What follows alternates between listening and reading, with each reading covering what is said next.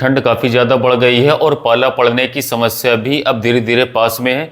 तो ऐसे समय में हम अपनी फसलों को, पौधों को कैसे सुरक्षित कर सकते हैं, ऐसा क्या उपाय करना चाहिए कि खर्चा भी हमारा नहीं हो और हमारी फसलें कितनी भी ठंड पड़े बिल्कुल स्वस्थ रहनी चाहिए। उसके लिए हमें क्या कार्य करने चाहिए दोस्तों? विशेष तौर से गेहूँ, सरसों या फिर सब्जियों में जैसे मिर्च, टमाटर, लौकी, तरोई, टमाटर, या विशेष तौर से अभी जैसे किसान भाई प्लांटेशन कर रहे हैं तरबूज खरबूज का, या फिर सीड भी अभी ग्रो कर रहे हैं, बेड बना रहे हैं। कुछ किसान भाई तरबूज खरबूज की खेती भी साथियों लार्ज स्केल पर करने वाले हैं।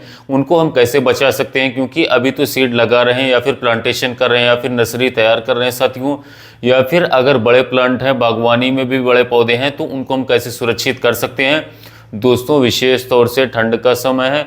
आज का वीडियो सभी प्रकार की फसलों के लिए साथियों बहुत ही इंपॉर्टेंट होने वाला है। आप किसी भी टाइप की खेती कर रहे हैं, इस वीडियो को बिना स्किप किए कंप्लीट जरूर देखें साथियों, ताकि कम से कम खर्च में या फिर बिल्कुल भी जीरो खर्च में भी आप अपनी फसलों को सुरक्षित कर सकते हैं, पाले से बचा सकते हैं, ठंड से बचा सकते हैं और ठंड में भी आपकी फसल बिल्कुल स्वस्थ रहेगी साथियों। सबसे पहले दोस्तों बात करेंगे कि ठंड का समय बढ़ रहा है, पाला पड़ने की संभावनाएं तब होती है। वैसे तो दोस्तों अभी मौसम विभाग द्वारा मालूम चल जाता है कि कब पाले पड़ने की संभावना होती है, लेकिन फिर भी एक क्लियर कर लेते हैं। मौसम बिल्कुल साथियों साफ होता है, नमी नहीं होती है, मॉइस्चर नहीं होता है वातावरण में, हवा नहीं चल रही होती है। सबसे इंपॉर्टेंट ध्यान रखना, उस समय पर पाला पड़ने की संभावना सबसे ज़्यादा होती है और पाला जब भी गिरेगा तो फसलों में सबसे ज़्यादा नुकसान हो सकता है, फसलों के पत्तों पर कैसे होता है दोस्तों, इस चीज़ का आप विशेष ध्यान रखें साथियों। पत्ता जो है साथियों, पत्ते के ऊपर भी बर्फ जमेगी और नीचे भी बर्फ जमेगी, तो जो पत्ते के अंदर की सेल होती है उसमें पानी होता है वो भी जम जाएगा, उसके भी बर्फ बनेगी। उसकी वजह से पत्ते सबसे पहले साथियों डैमेज देखने को मिलते हैं, पत्तों पर नुकसान होता है। इस नुकसान से बचने के लिए या फिर हमारे फसलों को ज़्यादा ठंड या फिर ज़्यादा पाले से बचाने के लिए हमें सबसे पहला कार्य करना है साथियों कि इसकी जड़ों में भी नमी होनी चाहिए। फसलों में आपको पानी समय समय पर देते रहना साथियों, ये सबसे पहला कार्य है साथियों। आपने सुना होगा लेकिन ऐसे गलती करते हैं इसमें भी किसान भाई, पानी देने में भी वो क्या है, सुबह के समय पानी बिल्कुल भी नहीं देना है, रात को 12 बजे के बाद में बिल्कुल भी पानी फसल में नहीं चलाना है। कोशिश कीजिए कि शाम को 3-4 बजे बाद से लेकर के रात के 11 बजे तक आप पानी चला दें अपनी क्रॉप में, उसके बाद में आप पानी न चलाएं, सुबह तक पानी बिल्कुल भी ना दें क्रॉप में। इस चीज़ का विशेष सावधानी आपको रखनी है, क्योंकि सुबह के समय आप पानी चलाएंगे। लास्ट ईयर जो सरसों के क्रॉप में सबसे ज़्यादा नुकसान हुआ था किसान भाइयों को, वो यही हुआ था कि सुबह के समय में जिन किसान भाइयों ने पानी चलाया उनकी क्रॉप बिल्कुल ख़राब हो गई, बिल्कुल डैमेज हो गई थी। एक दिन ज़्यादा ठंड हुई, उसी दिन क्रॉप पूरी ख़राब हो गई, ओलावृष्टि हुई थी।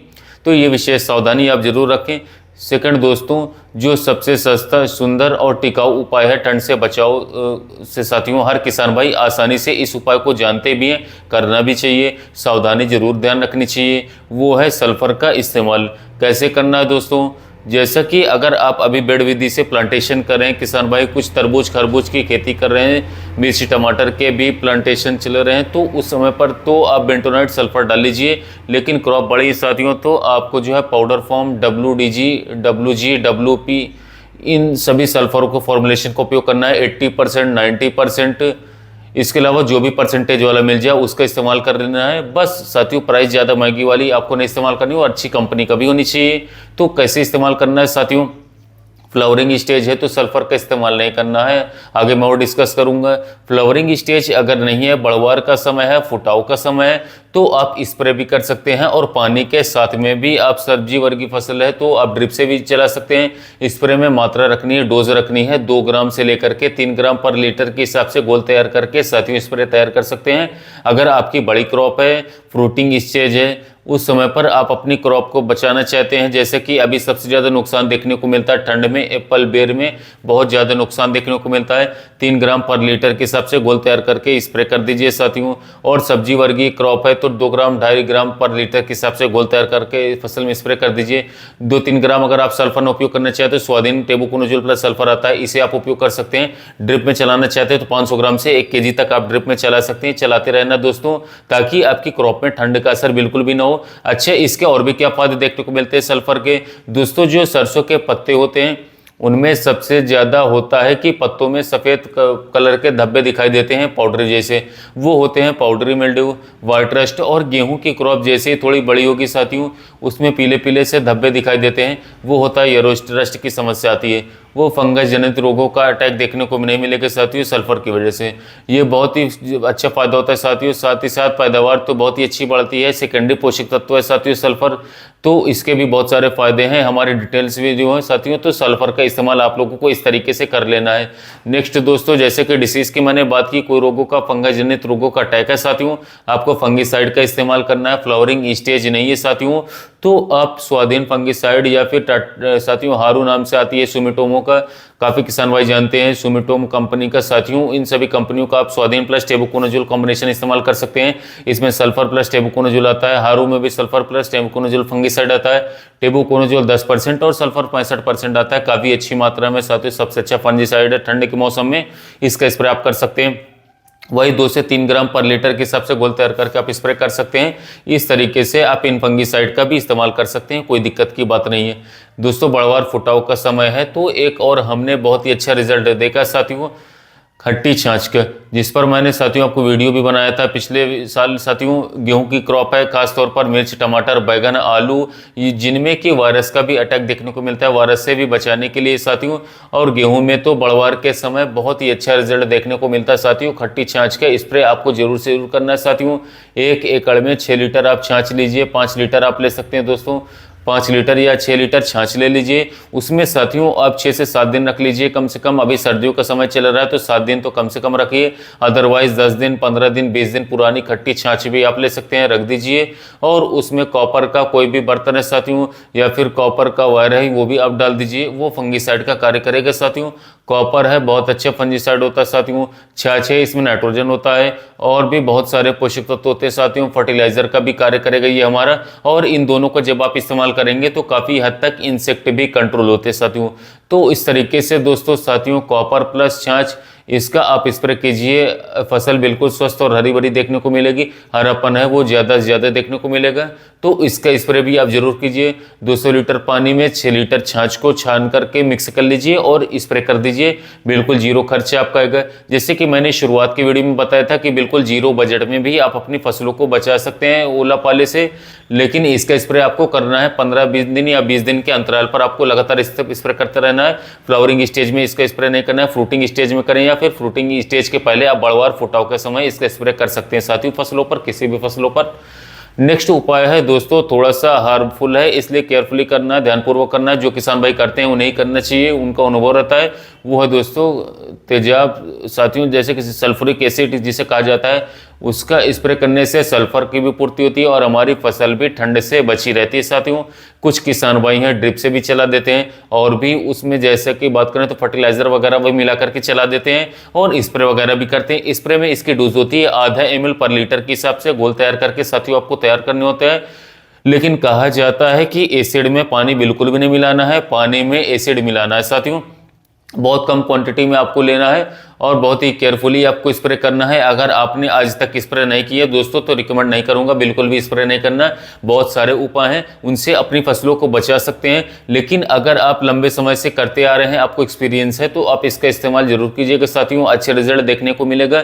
प्राइस में भी ये बहुत ही चीपेस्ट प्राइस में, सस्ते दाम में आपको अवेलेबल हो जाता है। और नेक्स्ट है दोस्तों कि अगर आपने फसल की बिजाई नहीं की है, क्योंकि अभी जैसे सब्जी वर्गीय खेती किसान भाई करेंगे, तरबूज खरबूज की कुछ किसान भाई लेड़ बिजाई करते हैं या फिर प्लांटेशन रेट करते हैं, तो उनको सबसे ज़रूरी है कि जिप्सम फर्टिलाइज़र का जरूर से जरूर इस्तेमाल करना है। जिप्सम दोस्तों बात करें मार्केट में जो अवेलेबल होता है वो बहुत ही कॉस्टली फर्टिलाइज़र है साथियों। आपको अगर कोऑपरेटिव सोसाइटी यानी कि गवर्नमेंट सब्सिडी पर आपके ब्लॉक में मिल जाता है तो कोशिश जरूर करें उसको लेने के। कृषि विभाग में आप संपर्क लगातार बनाते रहिए और जिप्सम को आप सबसे सस्ते में सब्सिडी में परचेस करके खेती में जरूर इस्तेमाल करना शुरू कीजिए। बहुत ही अच्छे फर्टिलाइज़र है, रिजल्ट बहुत ही अच्छे देखने को मिलते हैं।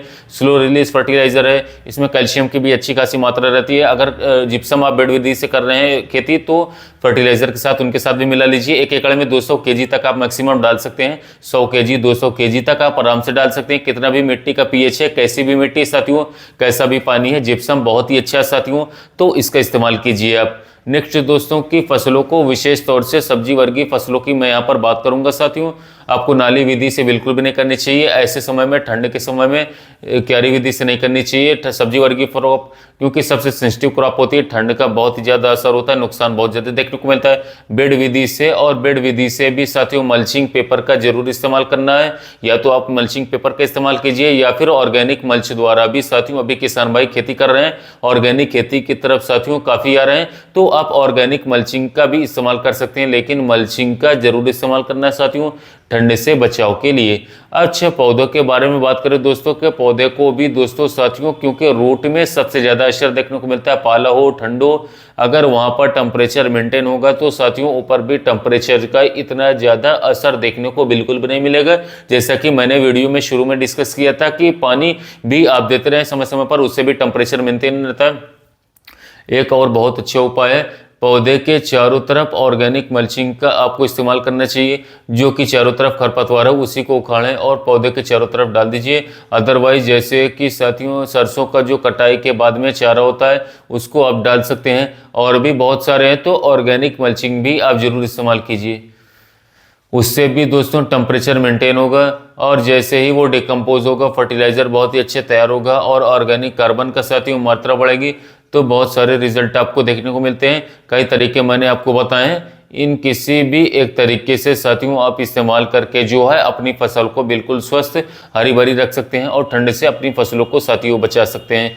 और लास्ट में साथियों वैसे तो हर जगह पर अवेलेबल नहीं होता है थायो यूरिया, इसका भी अभी किसान भाई काफ़ी इस्तेमाल करने लगे, धीरे धीरे जानकारी उन्हें होने लगी। इसका भी इस्तेमाल करके आप अपनी फसलों को बचा सकते हैं, ठंड से आप स्प्रे कर सकते हैं। आधा ग्राम पर लीटर के हिसाब से आप घोल तैयार करके अपनी फसलों में साथियों इसका स्प्रे कर सकते हैं। 200 लीटर पानी लग रहा है तो साथियों 100 ग्राम आप डालिए, मिक्स कीजिए और अपने फसलों पर स्प्रे कर सकते हैं। अगर आपको आसानी से अवेलेबल होता है तो इसको भी आप इस्तेमाल कर सकते हैं, इसका भी अच्छा रिजल्ट आपको देखने को मिल जाएगा। इस तरीके से साथियों आप अपनी फसलों को सुरक्षित रखिए, ठंड से बचाइए और अच्छी से अच्छी पैदावार फसलों से लीजिए। हमारी द्वारा दी गई जानकारी अच्छी लगी हो तो वीडियो को लाइक करें, ज़्यादा से ज़्यादा शेयर जरूर करें साथियों, चैनल को सब्सक्राइब करें। मिलते हैं नए वीडियो में नए टॉपिक के साथ।